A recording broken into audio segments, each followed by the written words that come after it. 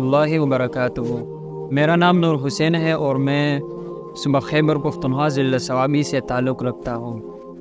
Currently میں جامعہ دارالعلوم حقانی اکوڑا خٹک میں پڑھتا ہوں اور اسی سال الحمدللہ میں درس نظامی سے فارغ التحصیل ہو جاؤں گا انشاءاللہ۔ آج سے تقریباً کوئی 4-5 مہینے قبل جب مجھے پتہ چلا کہ لاہور سے ایک شخص جس کا نام محمد قاسم بن عبد الکریم ہے وہ امام مہدی ہے اور ان کا ظہور ہو چکا ہے، یعنی امام مہدی کا ظہور ہو چکا ہے، تو یہ سننے میں عجیب سا لگا اور میں بڑا حیران ہو گیا کہ یہ کیسے ہو سکتا ہے امام مہدی کا ظہور، اور وہ بھی لاہور سے۔ یعنی ہم تو یہ سمجھ رہے تھے کہ امام مہدی کا ظہور مکہ میں ہوگا اور وہ عرب ممالک سے ان کا ظہور ہو سکتا ہے، نہ کہ عجم سے۔ تو اس کی میں تھوڑی سی تفصیل بتا دیتا ہوں کہ یہ معاملہ میرے ساتھ کس طرح ہوا۔ اصل میں میرا ایک چینل تھا اس سے پہلے جس کو میں مینیج کر رہا تھا اس وقت، تقریباً آج سے 4-5 مہینے پہلے۔ اس چینل پر میں نے ایک ویڈیو امام مہدی سے متعلق اپلوڈ کی۔ اس ویڈیو میں میں نے پوری تفصیل سے بتائی تھی اور سمجھائی تھی چیزیں کہ امام مہدی کون ہے اور کس طرح ان کا ظہور ہوگا، تو یہ ساری چیزیں میں نے ڈسکس کی تھی اس ویڈیو کے اندر۔ تو اس ویڈیو کے کمنٹ سیکشن میں کسی نے یہ کمنٹس کیا تھا، اللہ ان کی بھلائی کرے،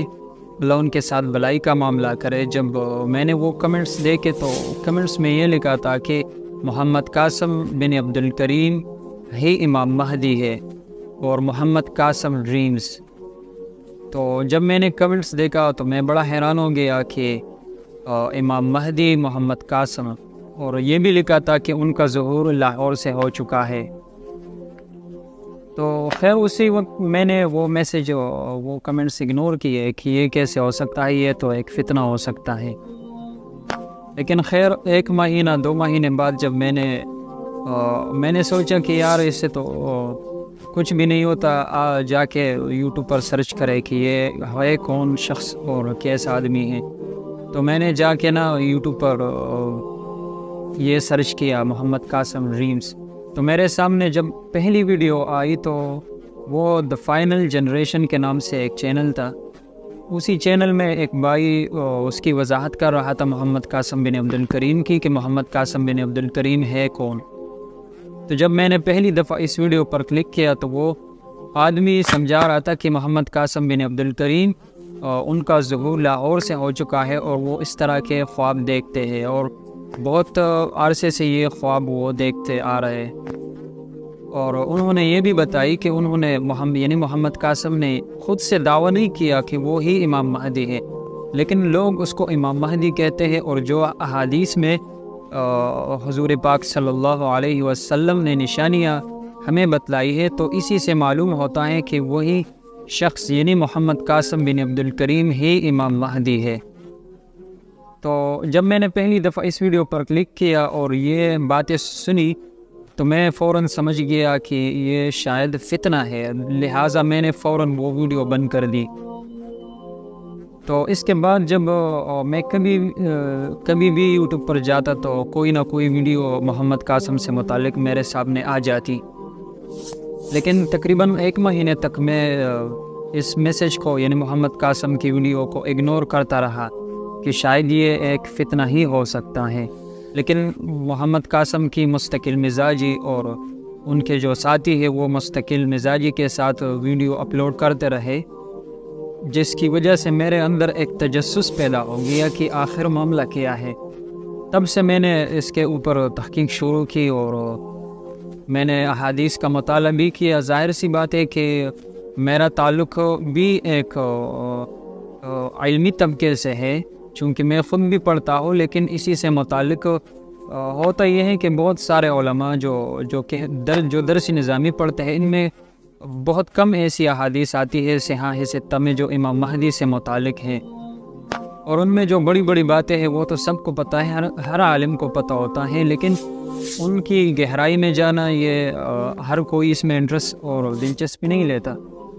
تو میں بھی یہی سمجھ رہا تھا، جو میں نے بڑوں سے یہ باتیں سنی تھی کہ امام مہدی کا ظہور پاکستان سے نہیں ہو سکتا، بلکہ وہ عرب ممالک سے ان کا ظہور ہوگا اور مکہ میں ان کا ظہور ہو سکتا ہے، اور ان کا نام محمد ہوگا، والد کا نام عبداللہ ہوگا اور والدہ کا نام آمینہ ہوگا۔ تو جب میں نے احادیث کا مطالعہ شروع کیا تو مجھے ایک نیا پہلو سامنے آیا کہ ایسا نہیں ہے جس طرح ہمیں یہ بتایا گیا ہے کہ امام مہدی کچھ اس طرح ہوگا۔ تو جس تصور کے ساتھ امام مہدی کو پیش کیا گیا تھا، جب احادیث کا مطالعہ کیا گیا تو پتہ چلا کہ ان میں بہت ساری غلطیاں ہیں، اور بہت سے محققین نے جو پہلے سے باتیں بتائی ہیں وہ بھی اکثر ایسا ہوتا ہے کہ ہمارے ہاں اکثر یہ ہوتا ہے کہ جو واقعہ بعد میں رونما ہونے والا ہوتا ہے تو اسی سے متعلق صحیح معلومات کے ساتھ غلط بھی خلط کیا جاتا ہے۔ تو امام مہدی سے متعلق جو بھی باتیں ہیں ان میں کافی ساری باتیں ہیں جو کہ وہ غلط ہے، اور مطلب یہ ہے کہ غلط تصور عوام اور خواص میں پایا جاتا ہے اسی سے متعلق، امام مہدی سے متعلق۔ تو جب میں نے احادیث کا مطالعہ شروع کیا تو مجھے پتہ چلا کہ جو بھی نشانیاں احادیث کے اندر بتلائی گئی ہے ہمیں، تو وہ نشانیاں محمد قاسم بن عبد الکریم میں بالکل پائی جاتی ہے۔ اس کے بعد خیر میں نے کافی تحقیق کی اس کے اوپر، ایسا نہیں ہے کہ میں فوراً یقین کرنے لگا۔ میں نے ان کے خواب پڑھے، جو اویس نصیر بھائی کی ایک ویڈیو دیکھی تو انہوں نے ڈسکرپشن میں لنک دیا تھا کتاب ڈاؤن لوڈ کرنے کی، تو جب میں نے وہاں جا کے کتاب ڈاؤن لوڈ کی اور پھر خواب پڑھنے لگا تو مجھے سمجھ میں آنے لگا کہ یہ خواب تو بالکل اللہ تعالیٰ کی طرف سے ہے، شیطان کی طرف سے نہیں ہے، کیونکہ اکثر لوگ یہ سمجھتے ہیں کہ یہ محمد قاسم اپنی طرف سے لکھتے ہیں اور یہ ظاہر کرنے کا ارادہ رکھتے ہیں کہ یہی شخص امام مہدی ہے، اور اسی طرح بہت سارے لوگ کہتے ہیں کہ یہ شیطان کی طرف سے ہے۔ تو خیر محمد قاسم، جہاں تک میں جانتا ہوں محمد قاسم کو ابتدا میں ان چیزوں کے بارے میں علم نہیں تھا، اور محمد قاسم سے بڑھ کر اور بھی علماء موجود ہیں، بڑے بڑے علماء موجود ہیں، جب ان کو احادیث کا پتہ ہے اور علم دین رکھتے ہیں، سمجھتے ہیں، تو انہوں نے ایسے خواب کبھی نہیں دیکھے۔ چاہیے تو یہ تھا کہ وہ اس طرح کے خواب بناتے اگر یہ جھوٹ ہوتا، اور پھر ایک عام سا شخص جس کو نہ حدیث کا پتہ ہو، نہ علم دین کا پتہ ہو، نہ علم دنیا کا پتہ ہو، تو وہ کیسے خواب بنائے گا؟ اسی طرح یہ شیطان کی طرف سے بھی نہیں ہے، کیونکہ شیطان کبھی بھی یہ نہیں بتائے گا خواب میں آ کر کے آپ شرک سے بچے، آپ یہ کرے، آپ یہ نہ کرے، تو اچھی باتیں کرائے اور بری باتوں سے منع کرے، یہ کبھی شیطان کا کام نہیں ہو سکتا۔ اور تو اس کے بعد میں نے تحقیق شروع کی، مجھے پتہ چلا کہ یہ بالکل اللہ تعالیٰ کی طرف سے ہیں، کیونکہ اس میں دجال، غزوہ ہند، یاجوج ماجوج سے متعلق اور آخر الزمان سے بہت سارے ڈریم جو محمد قاسم نے دیکھے، تو میں اس نتیجے پر پہنچ گیا کہ یہ اللہ تعالیٰ کی طرف سے ہیں۔ یہ محمد قاسم کا کام نہیں ہے کہ وہ اس طرح کے خواب اپنی طرف سے بنائے یا شیطان آ کر اسی طرح کے خواب آدمی کو دکھائے۔ تو ابھی میں پورے وثوق کے ساتھ کہہ سکتا ہوں کہ محمد قاسم ہی امام مہدی ہے، اور جو خواب انہوں نے دیکھے وہ بالکل اللہ تعالیٰ کی طرف سے ہے۔ اس بارے میں نے صرف اپنے علم پر بھروسہ نہیں کیا کہ میں نے احادیث کا مطالعہ کیا اور بس میں اس نتیجے پر پہنچ گیا کہ یہی شخص امام مہدی ہے، بلکہ میں نے پورے 1 مہینے تک استخارہ کرتا رہا۔ تقریباً مجھے بہت سارے ڈریم آئے اس کے اندر۔ پہلی دفعہ جب میں نے استخارہ کیا تو مجھے اسی رات خواب آیا کہ محمد قاسم سے متعلق۔ اس کے بعد میں نے مسلسل خواب دیکھے ہیں، جو کہ کبھی انشاءاللہ موقع مل جائے تو میں وہی خواب آپ کے ساتھ شیئر کروں گا، لیکن فی الحال کے لیے میں صرف یہی بتانا چاہ رہا ہوں کہ محمد قاسم کے جو پیغام ہے وہ اللہ تعالیٰ کی طرف سے ہے، اور اگر آدمی ان ساری نشانیوں کو دیکھ کر پھر بھی محمد قاسم کا پیغام نہ سنے اور اس میں غور و فکر نہ کرے تو یہ اس کا اپنا نقصان ہے، کیونکہ جو محمد قاسم کا پیغام ہے تو وہ یہ ہے کہ شرک سے بچے، اور شرک تو ابراہیم علیہ السلام بت شکن تھے، آپ صلی اللہ علیہ وآلہ وسلم مکہ کے بت توڑے تھے، تو جو مشن پیغمبر کے تھے یعنی انبیاء جتنے بھی گزرے ہیں ان کا جو مشن تھا وہی مشن محمد قاسم کا بھی ہے، تو ان مشن میں کوئی فرق نہیں ہے، لہٰذا یہ اللہ تعالیٰ ہی کی طرف سے ہے۔ اگر یہ کوئی فتنہ ہوتا تو فتنہ اگر ہم تاریخ انسانی اٹھا کر دیکھ لیں تو کوئی بھی فتنہ ایسا نہیں گزرا ہے کہ وہ یہ کہے گا کہ آپ شرک نہ کریں، کیونکہ فتنے کا مقصد ہی تو لوگوں کو گمراہ کرنا ہوتا ہے، تو وہ کیسے آپ کو شرک سے بچائے گا کہ یہ شرک ہے، یہ شرک کی اقسام ہے۔ لیکن اتنی گہرائی میں آپ کو لے جا کے شرک سے بچانا، یہ صرف اللہ تعالیٰ ہی کا پیغام ہو سکتا ہے۔ یہ اللہ تعالیٰ ہی ہے